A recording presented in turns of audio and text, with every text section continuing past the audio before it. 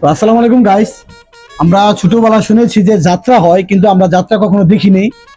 আমরা পরবর্তীতে মোবাইলে দেখেছি। তো আমার নানা যাত্রা করতো, মানে নাটক করতো।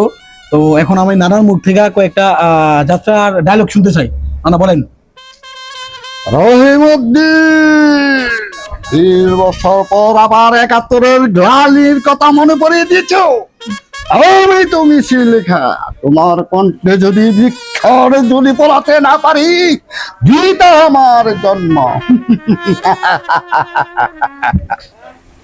আজ পুরো একদম সেম যাত্রার মতো।